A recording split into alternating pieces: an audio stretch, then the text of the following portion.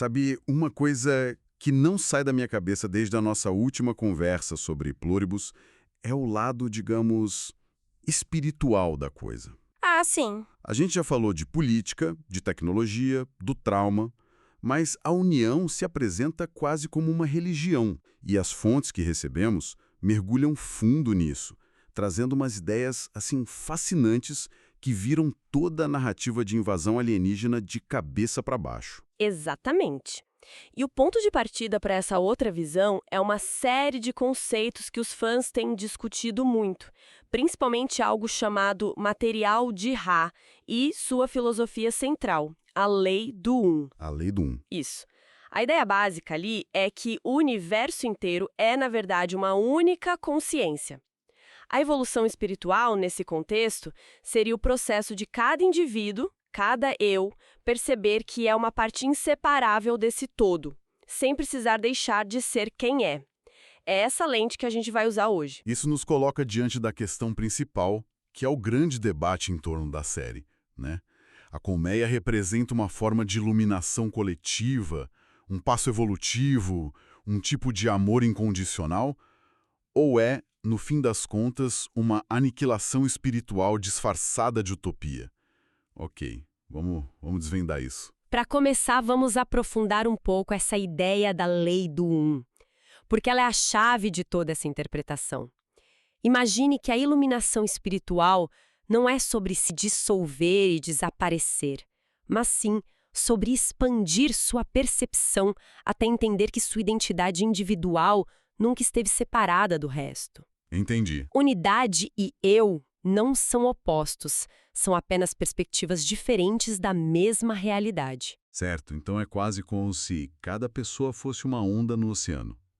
A onda tem sua forma, sua identidade, sua história, seu caminho, mas no fundo ela nunca deixou de ser o oceano. A iluminação, por essa lógica, seria o momento em que a onda finalmente se dá conta disso. Essa é uma analogia perfeita. E é aqui que a promessa da união se torna tão sedutora. O fim da violência, do sofrimento, da fome.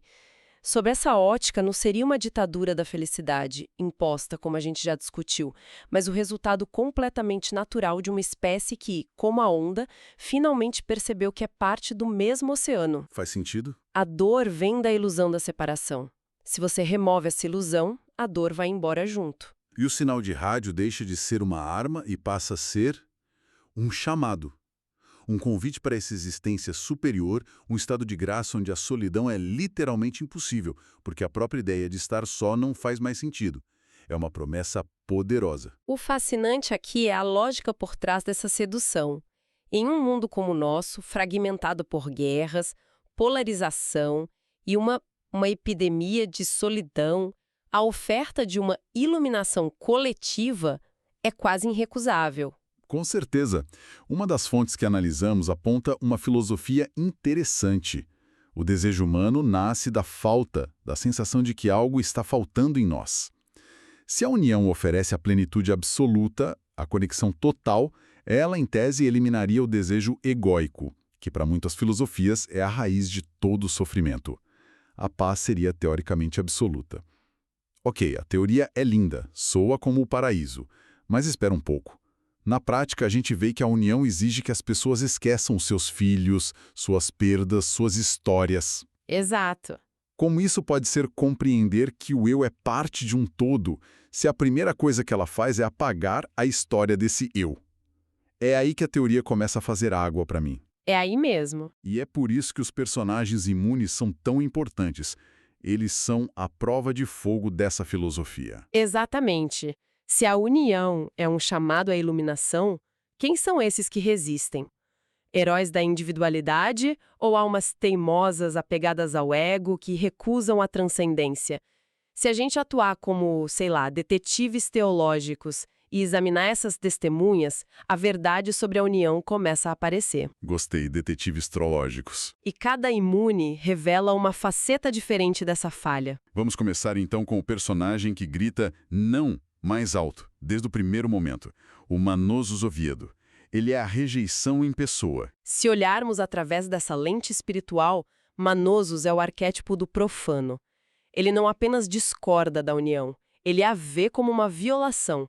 A frase dele, ladrões de almas, é a definição perfeita.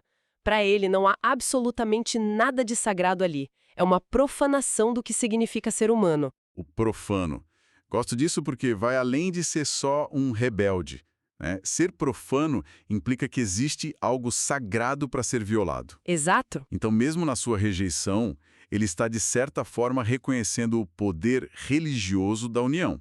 Ele a leva a sério como uma força espiritual, só que uma força maligna. Precisamente. E a cena mais emblemática disso é quando ele queima o próprio carro no meio da selva de Darien. As fontes descrevem aquele momento como um milagre oferecido pela união. O carro quebrado, de repente, funciona. Sim, eu lembro. Mas Manosos não vê um milagre, ele vê uma armadilha, uma tentação. Atear fogo no carro é um ato de fé ao contrário. É uma rejeição explícita e violenta a esse chamado divino. De uma perspectiva humana, ele está defendendo a própria agência. A liberdade de sofrer por conta própria, se necessário. Mas pela ótica da lei do o que ele está fazendo? Pela ótica da lei do Manosos é aquele que escolhe conscientemente o inferno da separação. Ele tem a chance de se juntar à unidade, de transcender a dor, o medo e a limitação, mas ele se recusa. E por quê? Por puro apego à sua identidade dolorosa, aos seus princípios inflexíveis, à sua história de sofrimento. Ele prefere o inferno que conhece ao paraíso que não entende. É a defesa do ego a qualquer custo, mesmo que o custo seja a própria paz. Ok, então o Manosos representa a rejeição total, a recusa em participar do jogo. Mas e quem joga o jogo, mas quebra todas as regras? Alguém que não rejeita o poder, mas o corrompe completamente. E aí, claro, a gente tem que falar do Komba de abater. Se Manosos é o profano, Komba de abater é o sacrilégio. A diferença é fundamental. O sacrilégio não é negar o sagrado, é usar o sagrado para fins banais, mundanos. Exato. Komba representa a corrupção absoluta dessa promessa espiritual. Ele pega a consciência coletiva, que nessa visão deveria ser a manifestação máxima de unidade, amor e transcendência, e a rebaixa. A transforma em sua serva particular. As fontes descrevem as cenas dele em Las Vegas. É surreal. Ele não está buscando respostas para os mistérios do universo. Ele está usando essa conexão cósmica para quê? Para saber em qual mesa de roleta apostar, qual suíte de hotel tem a melhor vista. Como satisfazer seus prazeres mais imediatos e carnais. É a banalização do infinito. É a instrumentalização do divino. Ele transforma a iluminação em servidão. A entidade que, em teoria, seria um passo na evolução da consciência universal se torna seu concierge de luxo pessoal, forçada a servir seus caprichos mais mundanos. Uau! Manosos rejeita o sagrado para preservar seu eu. Komba aceita o sagrado para inflar o seu eu. É o pecado final dentro dessa lógica espiritual. Usar a unidade para reforçar a separação, usar o amor coletivo para fins egoístas. É impressionante o contraste. Um se recusa a tocar no poder, o outro usa como um brinquedo, mas ambos, no fim, estão defendendo a primazia do seu ego, seja por princípio ou por prazer. Isso nos leva ao personagem que talvez seja a chave para desvendar todo esse mistério, porque a resistência dela não vem de um princípio filosófico nem de um desejo de poder. Vem da dor. Vem da dor. Carol Storca. Carol Storca. Exatamente. Se Manosos é a rejeição e Komba é a corrupção, Carol é a contradição viva. Ela é a falha no sistema, a prova de que a matemática espiritual da união simplesmente não fecha. É ela. Ela expõe a grande mentira no coração da promessa de amor incondicional. E aqui a gente chega no ponto nevrálgico da discussão. Se a união é esse grande oceano de paz e amor incondicional, capaz de absorver tudo, porque a raiva e a dor de uma única mulher são capazes de criar um tsunami que sobrecarrega a rede e causa mortes em massa. Essa é a pergunta de $1 milhão. Um amor que se diz incondicional não deveria ser capaz de acolher a dor, o luto, a fúria? Essa é a pergunta que desmonta todo o argumento. A reação da união à dor da Carol revela sua verdadeira natureza. A espiritualidade da união não é uma verdadeira transcendência que integra o sofrimento humano, que o compreende e o acolhe. Não? Pelo contrário. Pelo contrário, é uma paz extremamente frágil, uma espécie de positividade tóxica em escala planetária, que só consegue sobreviver pela supressão total e completa das emoções humanas consideradas negativas. Então não é um amor incondicional. É o amor mais condicional que existe. Sem dúvida.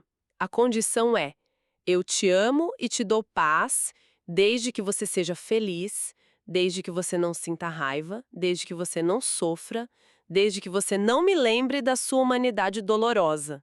Se você sentir algo real e negativo, você quebra o sistema. Exato. Isso levanta uma questão fundamental sobre a natureza desse amor. O amor da união é incapaz de processar a verdade da dor humana.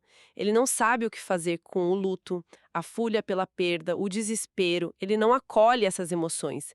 Ele as vê como um erro de código, uma anomalia a ser eliminada. Então, Portanto, não é amor, é controle. É a imposição de um estado de contentamento forçado.